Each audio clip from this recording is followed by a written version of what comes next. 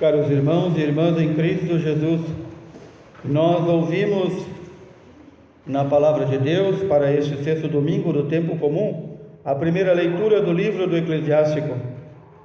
Nos fala que se nós quisermos guardar, observar os mandamentos da lei de Deus, nós devemos confiar em Deus, autor de toda a lei. Ele não nos deu mandamentos impossíveis de serem cumpridos. Ele nos deu mandamentos de acordo com a nossa capacidade de os cumprir e os guardar. Mas ainda a palavra de Deus nos diz, ao observar os mandamentos, ao viver os mandamentos da lei de Deus, são eles que nos guardam.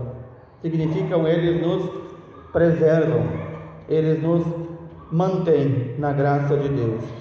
Já na primeira oração do dia, a oração da Santa Missa, nós pedimos ao Senhor que Ele nos dê a graça de podermos viver de acordo com Sua lei, para que sejamos dignos de que Ele possa habitar em nós.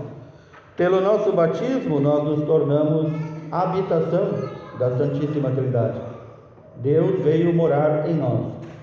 Mas nós é quem decidimos por nossa vida, se queremos que Deus permaneça conosco. A palavra de Deus nos diz justamente isso. Diante de nós estão dois caminhos, o do bem e o do mal, o da vida e o da morte, ou, como diz também o livro do Eclesiástico, o fogo e a água. E nós podemos estender a mão, ou seja, podemos decidir e escolher o que quero, o fogo ou a água, a graça de Deus ou o pecado, a vida ou a morte. Não é longe de nós a misericórdia do Senhor, mesmo quando nós nos tornamos a habitação indigna do Senhor. Quando nós não observamos os mandamentos, ainda o Senhor espera, e Jesus assim nos descreve como o Pai de misericórdia, o Pai que perdoa, o Pai que espera o Filho pródigo. É esta misteriosa sabedoria de Deus, do qual nos falou São Paulo na carta aos Coríntios. Quem é esta sabedoria de Deus? Os grandes santos assim chamam nosso Senhor Jesus Cristo, a sabedoria encarnada, a sabedoria que se encarnou neste mundo. Quem é que não tem acesso a esta sabedoria? Aqueles que se consideram grandes, os poderosos deste mundo, aqueles que não querem buscar a perfeição. E por que isso? A própria palavra de Deus nos explica que quando nós repetidamente optamos pelo pecado e em não observar a lei de Deus, o nosso entendimento, a nossa vontade, o nosso querer vai se embotando, vai se tornando mais obscuro e nós já não conseguimos perceber, já não conseguimos compreender, não conseguimos mais acessar aquela informação necessária para a nossa conversão.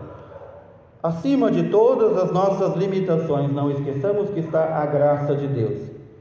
Deus é capaz de converter a quem quer que seja, mesmo que nós já estejamos o mais embotados ou mais sujos possíveis.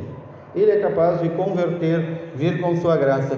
Por isso que nunca cesso de dizer, devemos pedir diariamente a graça da conversão e a graça da perseverança, para mantermos-nos no amor de Deus, para que Deus possa habitar em nós. De modo que também o Senhor, como autor da lei, vem dizer, Ele que é o término da pregação de toda a lei de Deus e dos profetas, Ele vem dizer, eu não vim abolir a lei e os profetas, que são os dois pilares da fé. Eu não vim abolir, eu vim dar pleno cumprimento. Até agora não se cumpriu direito. Ou, se trocássemos isso em linguagem corrente e miúda, até agora tem gente que ficou apenas no que está escrito, mas ainda não penetrou no espírito da lei. Por isso o Senhor não está dando leis novas. Quando diz, por exemplo, quem não cometerá adultério, é o que diz na lei. Ele diz, mas também quem desejar cometer o adultério, já está cometendo. Por quê? Porque é necessário também vermos as intenções com as quais fazemos as coisas. Por isso nós pedimos perdão de nossos pecados, obras, atos e omissões e pensamentos. Tudo aquilo que podemos nos afastar diante do Senhor. Por isso o Senhor vai dizer: não estou complementando a lei, estou dando pleno cumprimento, estou dando a interpretação com a qual nós devemos nos apoiar. Quando aquele jovem rico comparece diante do Senhor e diz: Senhor, eu observo os mandamentos, todos eles, desde que eu era criança, desde que eu era jovem. E o Senhor resume os mandamentos, todos os mandamentos, em 2: amarás o Senhor Deus sobre todas as coisas e ao próximo como a ti mesmo. Nisto se resume, diz o Senhor, toda a lei e os profetas. Se tu amares o Senhor Deus acima de todas as coisas e amar o teu próximo como a ti mesmo, tu não cometerás nenhum destes pecados.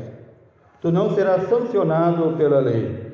Por isso o Senhor diz: não jurar, não cometer adultério, não condenar o irmão. Quantas vezes nós vamos discutir com alguém e podemos estar corretos e aquele alguém completamente errado, e no calor do debate, na emoção, ou mesmo por um recurso que muitos usam para humilhar a outra pessoa.